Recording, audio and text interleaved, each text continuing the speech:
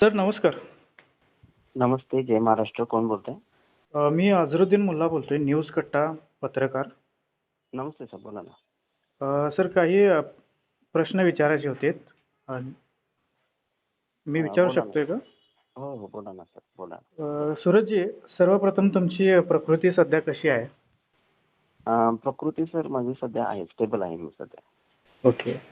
Okay. तुमच्यावर झालेल्या गोळीबाराच्या घटनेबद्दल तुम्ही काय सांगाल? त्या दिवशी नेमकं काय घडलं? 16 जुलैला वार गुरुवारी साहेब दुपारी मी नेहमीप्रमाणे माझं नवीन वाशी नाक्याला शरीफ प्लाझामध्ये मी नवीन ऑफिस घेतलेलं आहे. नारायणी प्रॉपर्टीज माझ्या रिअल इस्टेट व्यवसायाचं. हां. तर त्याचं इंटेरियरचं काम चालू होतं. ते ओके. काम बघण्यासाठी मी दुपारी जस्ट एक फेरी मारायची म्हणून गेलो होतो. हां. माझ्या गाडीमधून माझा ड्रायव्हर, मी आणि आशुतोष म्हणून माझा पुतण्या आहे. हां. आम्ही गेलो, काम बघितलं, गाडीजवळ आलो, तेवढ्यात माझ्यावर गोळीबार झाला साहेब. गोळीबार होण्यापूर्वी तुम्हाला कोणाकडून धमकी किंवा संशयास्पद फोन आला होता का? हो, तशी माहिती सर मी पोलीस प्रशासनाला दिलेली आहे. या हल्ल्यामागे गणेश खाडे यांचं नाव काल समोर आलेलं आहे. बरोबर. याबद्दल तुम्ही काय सांगाल? 100% साहेब हे त्यांनीच केलं साहेब. गणेश खाडे व त्याचा परिवार, त्यांचाच हात आहे याच्यामध्ये. यापूर्वी काही मतभेद होते तुमचे? मतभेद म्हणजे काय झालं होतं साहेब, गणेश खाडे हा माझा जुना मित्रच. हं. पण देवकर पाणंदमध्ये त्याला एका रस्त्याचं काम मिळालं होतं. देवकर पाणंद ते साई मंदिर नाका. हां. हां. ते काम मिळालं होतं. ते काम साहेब डांबरी रस्त्याचं होतं, 3.5 कोटीचं. ओके. तर ते काम आहे ना, अचानकच साहेब ना भर पावसात कॉन्क्रीटचं काम चालू केलं. कॉन्क्रीटचा साहेब टेंडरमध्ये उल्लेख नाही, काही नाही. तर त्याच्या मागे विषय काय होता, एक 25 कोटीचं काम एक लागलं होतं कॉन्क्रीटचं. ओके. तर ते काम मिळवण्यासाठी याच्याकडे एक्सपिरियन्स सर्टिफिकेट नाही कॉन्क्रीटच्या कामाचा. तर हं. हिने तिथं संबंधित अधिकाऱ्यांना हाताशी धरून अचानक तिथं कॉन्क्रीटचा रस्ता करण्याचा घाडा घातला. पण ठीक आहे, असू दे, पण ते भर पावसात. आता साहेब कॉन्क्रीट रस्ता करण्याची प्रोसिजर साहेब मी तुम्हाला सांगतो, 40 दिवस आधी साहेब त्याचं मिक्सर डिझाईन अप्रूव्ह व्हावं लागतं. बरोबर. ह्या सगळ्या बाबींच्याकडे दुर्लक्ष करून भर पावसात तो रस्ता करत होता. आणि माझा मतदारसंघ आहे साहेब तो, जुना प्रभाग क्रमांक 70, आता सध्याचा प्रभाग क्रमांक 10. ओके. मग मी तिथं गेलो आणि लोकशाही मार्गाने साहेब ते काम बंद पडलं. हं. त्यांना विचारपूस केली कामाचे, मला टेंडरमध्ये कॉन्क्रीट रस्त्याचा उल्लेख दाखवा किंवा भर पावसात का रस्ता करताय. अजूनही तुम्हाला तो व्हिडिओ माझ्या इंस्टाग्रामवर बघायला मिळेल. तुम्ही रस्त्याच्या परिस्थिती बघा, भर पावसामध्ये साहेब तो रस्ता चालू होता आणि मनमानी कारभार चालू होता. हां. त्याच्यानंतर रमेश खाडे म्हणजे गणेश खाडेचे वडील इलेक्शनला उभारले होते प्रभाग हं. क्रमांक 8 मधून लक्षतीर्थ वसाहत म्हणून. हां. ते विरोधी पक्षातून उभारले होते आणि मी भारतीय जनता पार्टीचा प्रचारक सक्रियपणे प्रचार केला होता हं. आणि तिथे त्यांचा दारुण पराभव झाला. तो पण एक त्यांच्या मनात राग होता, सूरज साखरेमुळे आपला पराभव झाला वगैरे असं. ओके. पोलिसांनी आतापर्यंत केलेल्या तपासाबाबत तुम्ही समाधान आहात का? हो हो, 100% साहेब समाधानी आहे साहेब. आणि मला आवर्जून एक गोष्ट सांगायची साहेब तुम्हाला मी सांगतो.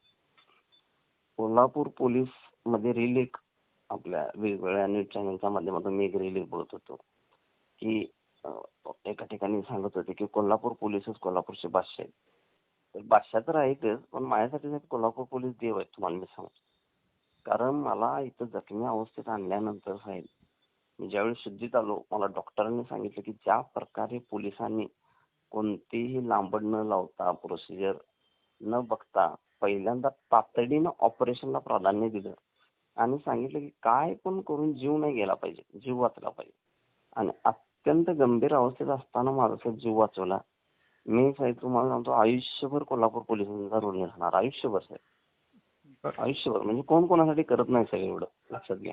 बरोबर. म्हणजे अगदी तिथं पैसे भरण्याचा सुद्धा काही विषय नाही. डायरेक्ट माझं ऑपरेशन झालं, सगळं झाल्यानंतर आले माझे सगळे नातेवाईक, मित्र, परिवार सगळे लोक आले. पण पहिल्यांदा इथे हजर होणारे कोल्हापूर पोलीस होते सिटी हॉस्पिटलमध्ये. या घटनेनंतर तुम्हाला तुमच्या कुटुंबियांना आणखीन धोका असल्याची भीती वाटते का? हो हो साहेब, आहे, धोका आहे. कारण काय साहेब, अजून जो या प्रकरणाचा मुख्य सूत्रधार आहे, जो कॉन्ट्रॅक्टर गणेश खाडे आहे, तो अजून फरार आहे. प्लस त्याच्याकडे साहेब ना हं. त्याचं स्वतःचं वेपनचं लायसन आहे, त्याच्याकडे स्वतःचं अग्निशस्त्र आहे, म्हणजे बंदूक आहे त्याच्याकडे स्वतःची 9mm. ओके. एक प्रकारे माझ्या जीवाला धोका आहेच साहेब अजूनही. जनतेला आणि तुमच्या समर्थकांना तुम्ही काय सांगाल?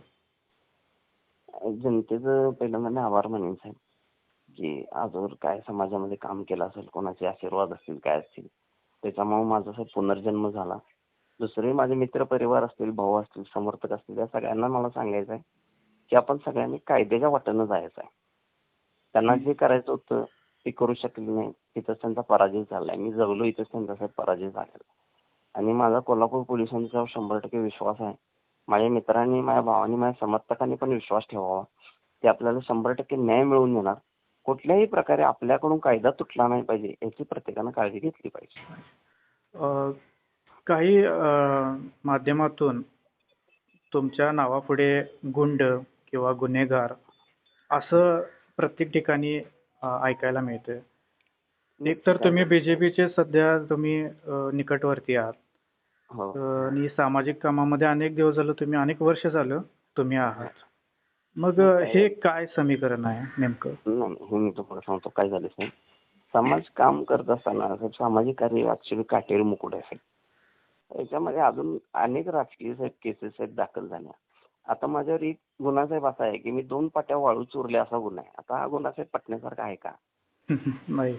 2 पाट्या वाळू कोण चोरू शकते काय? साहेब मी टॅक्स भरतोय साहेब. I am income tax payer, लक्षात घ्या. तर 2 पाट्या वाळू कोण चोरणार? तर ह्या काही गोष्टी आहेत, कायदेशीर बाबी आहेत त्या. राजकीय केसेस आहेत, राजकीय खटले आहेत. निवडणुकीच्या निकाला दिवशी एका दिवशी 4-4 केसेस माझ्यावर दाखल झालेले आहेत, लक्षात घ्या.